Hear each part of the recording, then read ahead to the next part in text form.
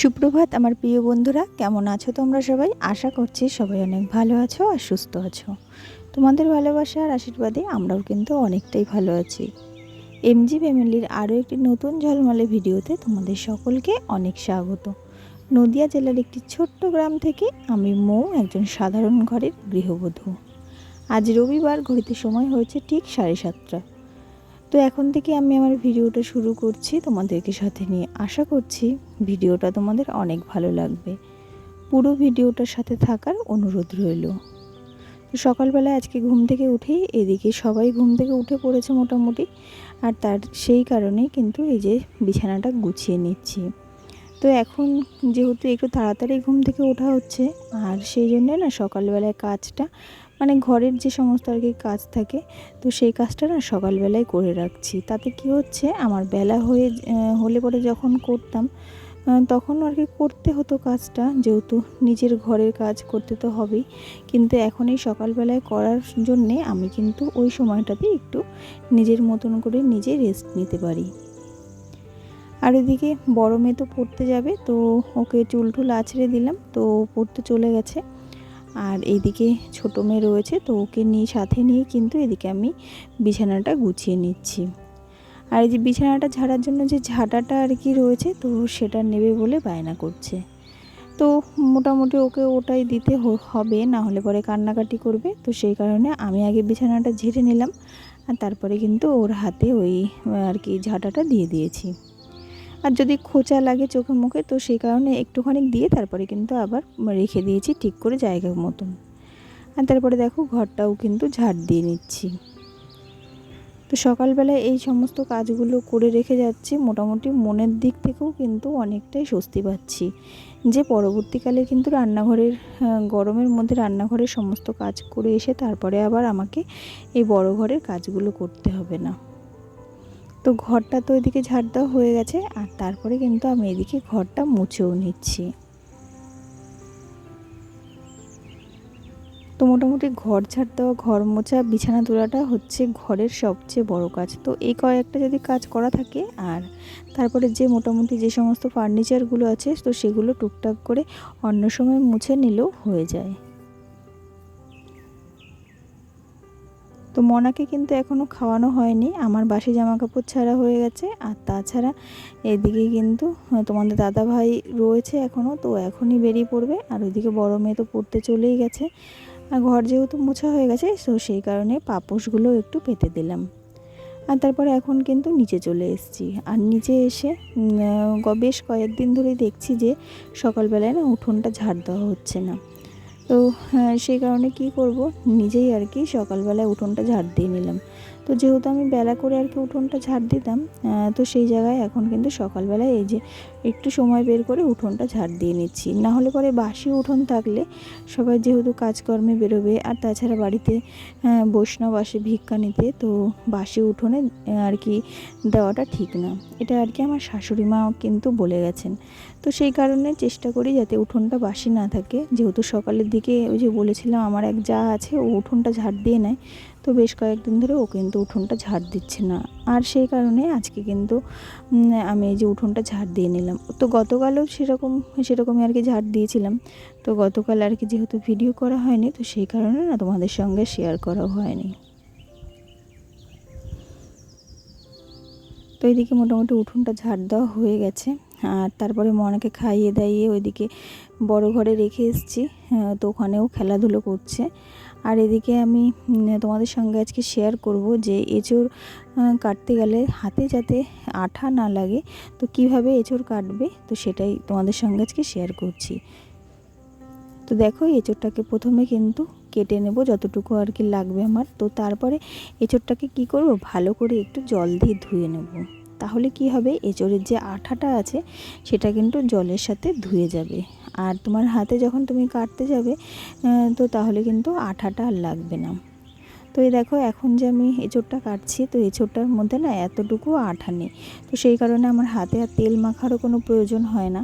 আর সবচেয়ে বড় কথা, তেল মেখে যদি আমি এঁচোড়টা কাটতে যাই তাহলে কিন্তু হাতটা স্লিপ কাটে, তাতে হাতে মানে বটিতে হাতটা কেটে যাওয়ার সম্ভাবনা থাকে। তো সেই কারণে না আমি এইভাবেই কিন্তু এঁচোড় কাটি। তো তোমরা চাইলে কিন্তু এইভাবে এঁচোড়টা কাটতে পারো। আর আমি এইভাবে এঁচড় কাটা শিখেছি আমার দিদার কাছ থেকে।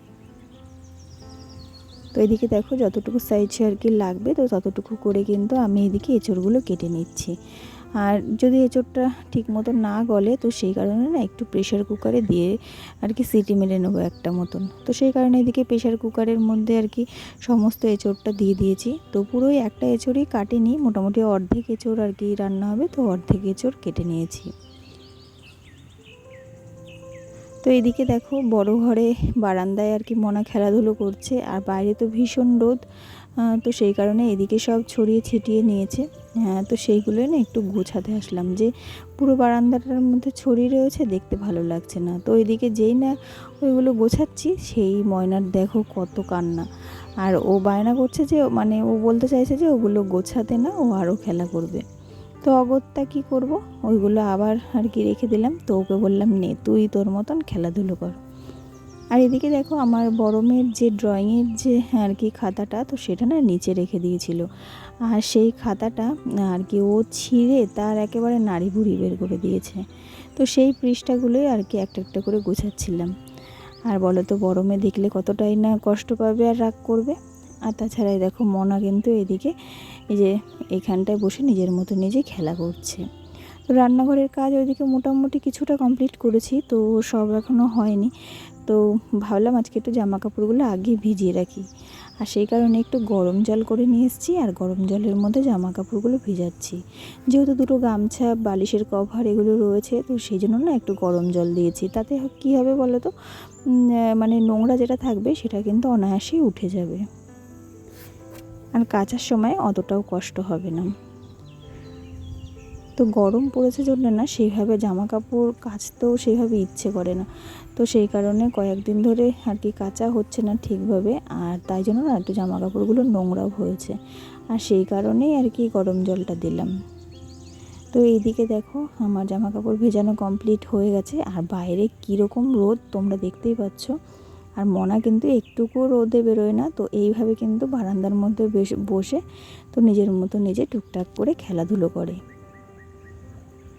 আর রান্নাঘরের কাজ এখন মোটামুটি সবই কমপ্লিট হয়ে গেছে, আর এখন ঘড়িতে সময় হয়েছে বেলা 11টার মতো। তো এখন আমি এদিকে একটু জল রুটি বানিয়ে নিচ্ছি। তো জল রুটি হচ্ছে বড়দি খাবে, যেহেতু বড়দি এখন সকালের দিকে ভাতটা খাচ্ছে না। তো সেই কারণে এই যে এইদিকে কয়েকটা জল রুটি বানাচ্ছি। তো সেই জল রুটিগুলোই আর কি খাবে। তো এই জল রুটিটার মধ্যে লবণ আর লঙ্কা, কাঁচা লঙ্কা দিয়ে মাখিয়ে তো এইভাবে কড়াইতে বানিয়ে নিচ্ছি। তো গরম গরমে আমি একটা একটা করে বানিয়ে দিয়েছিলাম, আর বড়দি খায় আর কি খাচ্ছিল। তো প্রায় বেশ অনেকক্ষণ সময় কেটে গেছে মাঝে। তো এখন কিন্তু ঘড়িতে সময় হয়ে গেছে রাত 8:30 মতো। তো এখন আমি আবার ভিডিওটা কন্টিনিউ করছি। তো এইদিকে দেখো দুপুরবেলায় আর কি সবাই বলেছিল যে রাতের বেলায় জল ঢেলে তো বড়া ভাজা দিয়ে ভাত খাবে। তো সেই কারণে এদিকে দুপুরবেলাতেই না কয়েকটা ছোলার ডাল ভিজিয়ে রেখেছিলাম। আর আমাদের এদিকে কি বলো তো, বেশিরভাগই লোকেরা ছোলার ডালের বড়া খেতে বেশি ভালোবাসে। তো সেই কারণে আমিও আর কি এখানে এসে শিখে গেছি যে ছোলার ডালের বড়া খাওয়া। আর সেই জন্য ছোলার ডালটা না দুপুরে ভিজিয়ে রেখেছিলাম, যেহেতু ছোলার ডালটা ভিজতে অনেকটা টাইম লেগে যায়, তো সেই কারণে দুপুরেই ভিজিয়েছি। আর এদিকে ডালটা কিন্তু আমি যে মিক্সিতে পেস্ট করে নিচ্ছি। তো খুব একেবারে ফাইন পেস্ট করিনি, মোটামুটি একটু দানা দানা আছে, তো সেইভাবেই আর কি পেস্টটা করেছি।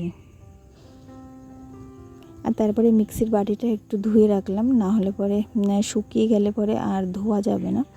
আর তারপরে রান্নাঘরে এসেছি, আর রান্নাঘরে এসে যেহেতু বড়া হবে পেঁয়াজ দিয়ে, তো পেঁয়াজগুলো কিন্তু কেটে নিচ্ছি।